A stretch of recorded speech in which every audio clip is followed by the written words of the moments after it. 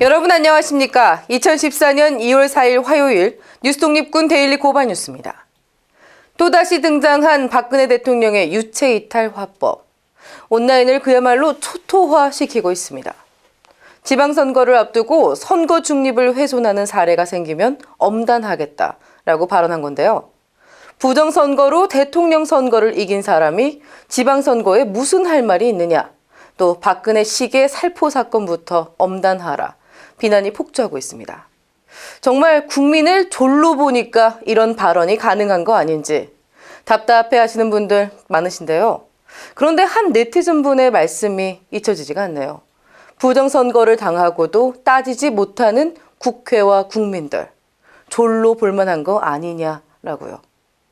언론 가운데 가장 먼저 부정선거를 선언하고 촛불을 전하기 위해 가장 먼저 데일리 뉴스를 시작한 고발뉴스. 오늘도 당당하게 시작합니다. 이 프로그램은 지난 시간에 이어 또다시 두 분 줄었군요. 녹록지 않은 현실에 계속 저희와 함께 해주시는 분들 대단히 감사드립니다. 모두 5,802분의 고발뉴스 정기구독 후원자 제공입니다.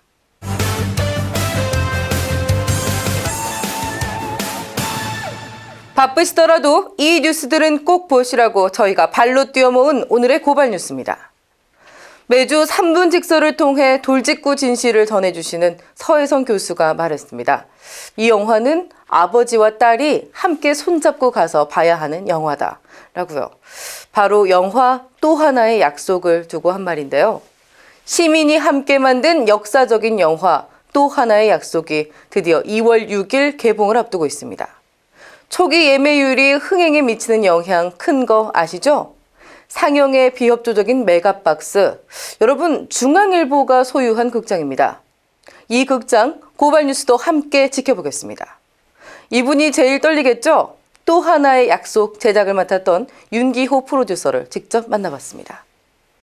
각종 조사에서도 저희가 이번 주 개봉작 중에 제일 흥행이 될 것 같다라는 지표가 계속 나오고 있는데 이 정도의 그 사람들이 보고 싶은 열망이 있고 객관적 수치가 나오면 기본적으로 한 400개에서 500개 정도가 극장을 여는 게 기본 순례 저희 쪽 관례인데 이 영화가 80개밖에 안 열었다는 게 이거는 이 영화를 보지 못하게 하고 있는 사람들이 적극적으로 움직이는 거 아니냐라는 생각이 들고요.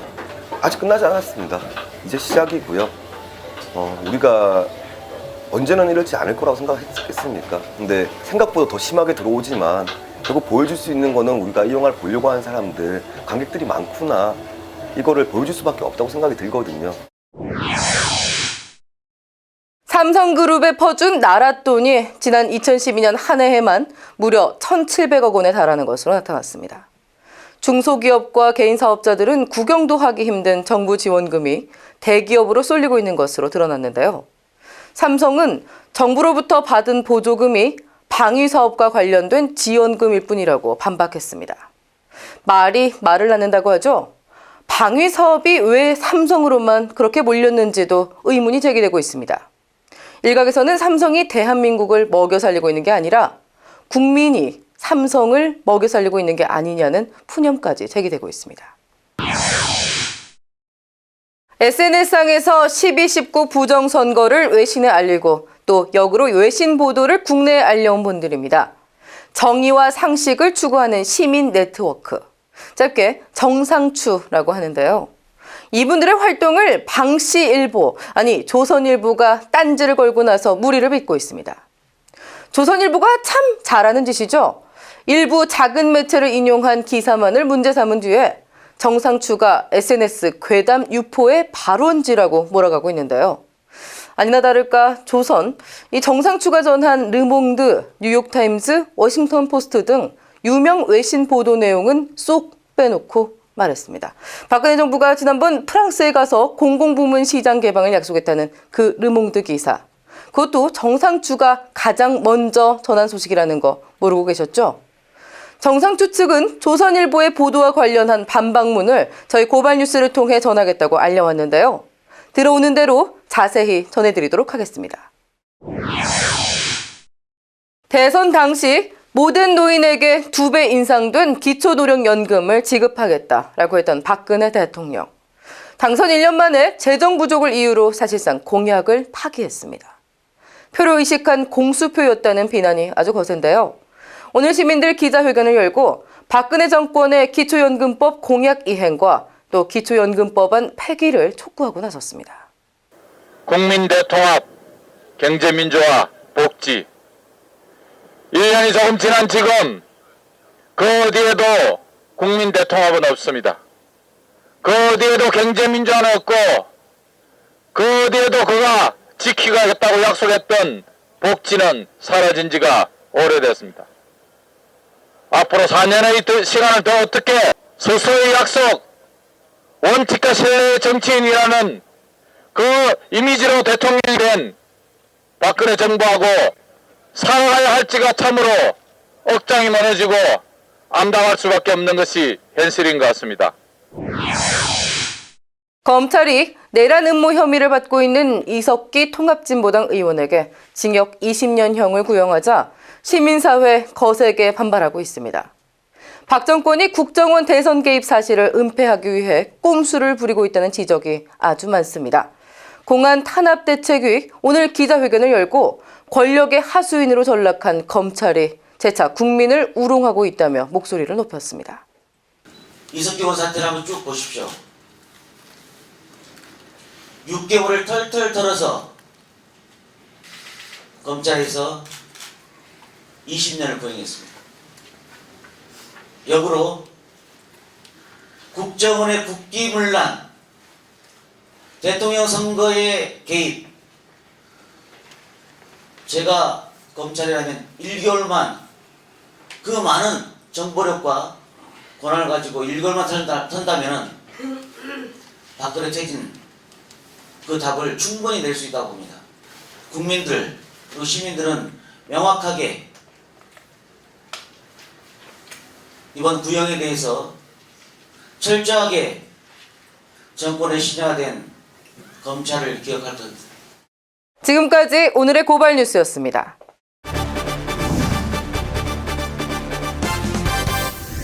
해외에서 기승을 부리고 있는 한인 성매매가 이번에는 뉴욕에서 터졌다고 합니다. 술과 마약을 공급하는 건 물론 단속을 피하기 위해 한인 택시 운전사들까지 조직적으로 가담했다고 하는데요. 국민 리포터 뿌어자짜 씨가 생생한 소식 뉴욕 현지에서 보내왔습니다. 인류의 숙제, 매춘 행위. 시대와 국경을 넘어 회자되는 논란거리 중 하나입니다. 지난 1월 30일 뉴욕에서는 한바탕 소동이 벌어졌는데요. 바로 18명의 윤락 여성과 업주가 뉴욕 경찰에 의해 체포되는 사건이 있었습니다. 이들의 대부분은 다름 아닌 한국인 혹은 중국 조선족이었다고 합니다. 사실 이번 2월은 바로 뉴욕 맨하튼 인근에서 미식 축구 경기의 백미를 할 수 있는 슈퍼볼 게임이 열리는데요. 슈퍼볼 시즌 특수를 노리려던 해당 업주는 단골들에게 집중적으로 문자 메시지를 전송했고요. 이는 결국 경찰 추적에 빌미를 제공했습니다. 한인이 운영하는 뉴욕의 윤락업소들은 대부분 아파트를 개조해서 사용한다고 합니다. 이번에 체포된 한인들은 맨하탄 에비뉴 오브 아메리카에 위치한 990번지 아파트를 사용하고 있었는데요. 이곳은 한인들에게도 매우 유명한 아파트이고 실제로도 많은 한인들이 거주하고 있습니다. 한 가지 재미있는 점은 바로 이 990 아파트의 경우 외부인이 입장하더라도 경비원들이 제지를 하지 않는데 이 때문에 손님들도 편하게 드나들 수 있고 아마도 이러한 점이 아파트 내부를 유흥업소로 사용하게 할 수 있었던 요건 중 하나였던 것 같습니다. 본 아파트에 거주했던 A씨의 경우에는요. 점심시간마다 아파트 앞에 한인 택시들이 여러 대 대기하고 있다가 화려한 옷차림과 짙은 화장을 한 여성들을 실어 나르는 모습을 자주 목격했다고 합니다. 그렇다면 과연 해당 업주들은 얼마를 벌어들였을까요? 300만 달러. 지난 한 해 우리 돈으로 약 30억 원의 신용카드 결제액이 이들에게 흘러들어갔다고 합니다. 카드보다는 현금을 선호하는 퇴폐업소 고객들의 특성을 감안하면 실제 이들이 올린 수입은 실로 엄청날 것으로 예상됩니다. 사건 현장에는 코카인 등의 마약류를 비롯하여 비아그라와 같은 발기부전 치료제들도 발견이 되었는데요. 술과 마약, 매춘을 하나의 패키지로 묶어서 고객을 끌어들였던 것입니다. 사실 미국은 우리보다 훨씬 엄격하게 매춘을 단속하는 나라입니다. 뉴저지주의 경우에는 매춘으로 적발될 경우 최대 20만 달러, 우리 돈으로 약 2억 원의 벌금을 낸다고 합니다. 미국에서의 한인 매매춘 적발의 역사는 생각보다 오래되었는데요. 2002년 샌프란시스코에서 무려 92명의 여성이 잡힌 것을 시작으로 2005년에는 텍사스, 로스앤젤레스 등에서 총 192명의 관련자들이 체포된 바 있습니다. 이러한 한인 매춘 여성들의 경우 매춘을 목적으로 미국에 입국하는 경우도 있지만 미용사를 찾는다는 구인 광고 등에 속아 반강제로 해당 업종에 종사하는 경우도 있다고 합니다. 요즘 한국은 인터넷을 이용한 매춘 알선과 키스방 등의 유사 성매매 업소가 활개를 치고 있습니다. 이번 사건이 부디 미국 내 한인 사회를 비롯하여 미국행을 준비하고 있는 유흥업소 종사자들에게 경종을 울렸으면 하는 바람입니다. 이상 뉴욕에서 국민 리포터 뿌아짜짜였습니다. 뉴욕에서 활약하고 있는 국민 리포터 뿌아짜짜 씨의 고발 리포트. 여러분은 어떻게 보셨나요? 열린 플랫폼을 지향하는 저희 고발 뉴스. 모든 블로거가 국민 리포터가 되는 그날까지 참여의 문이 활짝 열려있다는 사실 알고 계시죠?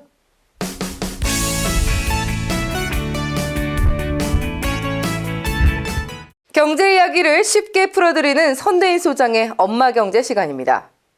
오늘은 선대인 소장, 공공기관이 부채 감축을 위해 내놓은 대규모 자산을 헐값 매각 가능성을 우려하며 공기업 자산도 국민의 자산이기에 철저한 재검토가 필요하다고 지적했습니다.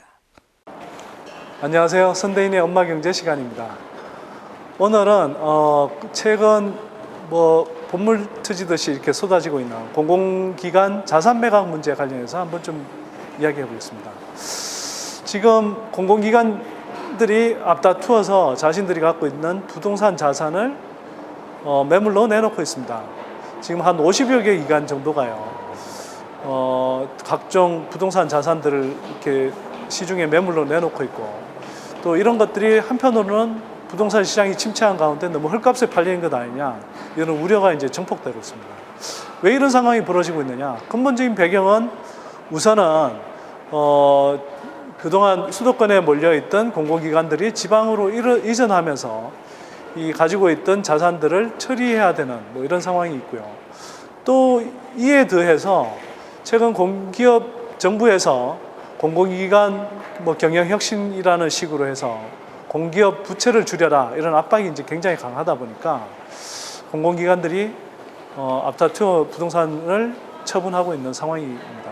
그런데 문제는 지금 이미 50여 개 기관 가운데 한 20여 개 기관의 매물이 한 2차례 또 3차례 이상 이렇게 유찰을 겪었을 정도로 상당히 이 부동산 시장이 침체된 가운데 주인을 찾지 못하고 한편으로 이렇게 헐값으로 팔려나갈 가능성이 상당히 높아지고 있습니다.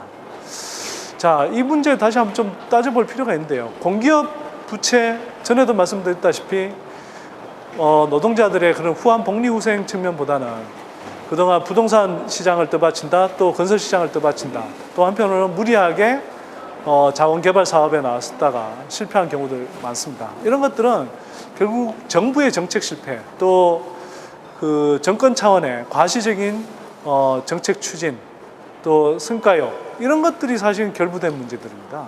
근데 결국은 이걸 부채를 해소한다고 하면서 코레일 노동자들 파업처럼 노동자들한테 이제 떠넘기더니 이제는 자산을 헐값으로 매각해서 결국은 국민들 전체의 이 재산이라고 볼 수도 있는 이 공기업 자산이 헐값에 팔려 나갈 수 있는 이런 상황으로 치닫고 있습니다. 이런 상황 이렇게 공기업 자산들이 헐값에 팔려 나가는 상황 다시 한번 좀 검토를 해봐야 됩니다. 물론 부채가 많이 늘어났기 때문에 이게 지금 충분히 활용되지 않고 있는 그런 자산들이 있다면 그 자산들을 팔아서 부채를 줄이는 노력도 얼마든지 할 수는 있습니다. 근데 문제는 이게 그 지방 공기업을 이전하면서 1년 안에 이 부지들을 팔아야 되는 이렇게 시한이 정해져 있고요. 또 정부가 부채를 줄이라고 또 압박을 하다 보니까 그 시한에 더해서 그 압박감 때문에 훨씬 더 지금 헐값으로 내놓고 있는 이런 상황이 계속 연출되고 있습니다. 이건 결코 바람직하지 않습니다. 지금부터라도 이 자산들이 정말 얼마나 이 수익성이 있는지, 또 한편으로는 향후에 좀 생산성 높은 이렇게 토지로서 이렇게 활용할 수 있는지 그 가치들을 면밀하게 따져야 되고요. 또 전반적으로 국민 경제 전체 차원에서도 어느 정도 이 땅들을 활용할 수 있는지 이런 것들을 검토해야 됩니다. 또 당장은 활용 가치가 없다 하더라도 향후에 도시계획상으로라든지 또 여러 가지 생산적인 활동 측면에서 국민 경제 전체에 도움될 수 있는 땅이라고 한다면 급하게 팔아버리기보다는 일단은 좀 보유하면서 좀 더 적기에 효과적으로 그 자산들을 활용할 수 있는 방안들도 좀 생각해 봐야 된다고 생각합니다. 또 매각과 관련해서도요. 지금 이 상태로 가면은 예를 들어서 자금 여력이 있는 삼성그룹이라든지 현대기아차처럼 소수의 재벌 대기업들만이 이 땅을 살 수 있거나 아니면 외환위기 직후들처럼 외국의 투기 자금들에 팔려나갈 가능성이 상당히 높습니다. 실제로 서울 삼성동에 있는 한전 7만 평 부지는요. 이게 한 시가로 대략 3조 원 정도로 예상이 되는데 이 3조 원을 내고 이 땅을 사줄 수 있는 지금 자금 여력이 있는 기업이 얼마나 있겠습니까? 그런 측면에서 이대로 지금 팔려나간다고 하면 결국 일부 눈독 들이고 있는 재벌 대기업들한테 어떤 헐값에 자산을 떠넘기는 상황이 될 수가 있거나 또는 외국계 펀드에 이렇게 이 헐값에 팔아서 결국 또 목티 논란을 일으키는 이런 상황이 또 발생될 수 있습니다. 공기업 자산이라고는 하지만 이게 국민들이 간접적으로 이 전체로서 갖고 있는 준국유 자산이라고 할 수도 있습니다. 그런 면에서 좀 신중하게 매각 방식 또 이걸 매입할 수 있는 주체들도 좀 더 검토를 해봐야 된다고 생각합니다. 예를 들어서 국민연금의 경우에는 외국에서도 지금 비싸게 샀느니 이런 논란을 일으켜가면서 다시 외국의 부동산들을 굉장히 많이 사고 있는데요. 이런 좋은 땅들의 경우에는 국민연금이 검토해서 오히려 국민연금 같은 데서 오히려 이 자산들을 매입하는 방식. 또 한편으로는 국민들이 십시일반으로 참여해서 펀드 형태로 일부 좋은 땅들을 이렇게 소유할 수 있는 방식. 이런 방식들도 충분히 좀 검토를 해봐야 된다고 생각합니다. 근데 그런 것 없이 막무가내로 지방 이전해야 되니까 또 지금 부채를 빨리 줄여야 되니까 이런 식으로 이렇게 급급하게 팔도록 압박을 가한다면 이것은 현명한 처사는 아니라고 생각합니다. 지금까지 공공기관 매각에 대해서 한번 알아봤는데요. 우리의 자산 소중한 것입니다. 이런 것들을 헐값으로 또 그냥 단기 성과 부채를 줄이겠다는 단기 성과에 눈멀어서 주먹구구식으로 팔지 않도록 우리가 소중하게 지킬 수 있도록 눈 부릅뜨고 좀 지켜봐야 되겠습니다. 이상 선대인의 엄마경제였습니다. 감사합니다. 공을 차면 아무리 힘껏 차도 흘러내리는 이 기울어진 운동장.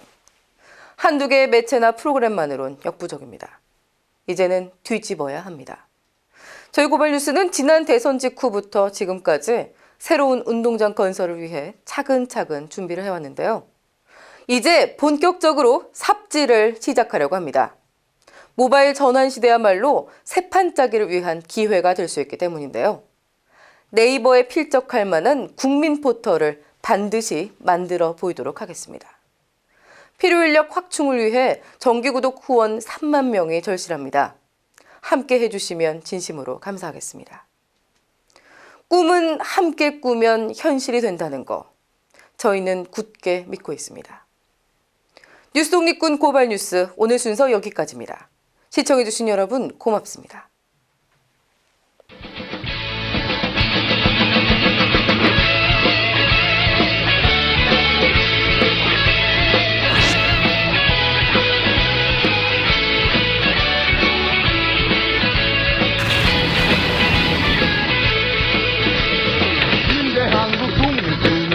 용사야 조국의 부르심은 네가 아느냐 ABC 본사에 계셨을 때는 그 장비 때문에 이렇게 서비스 일이 없었겠죠. 또 위원장한테 전화를 받으시다고 되어 있는데 수사에 방해가 된다고 생각하지 않고요?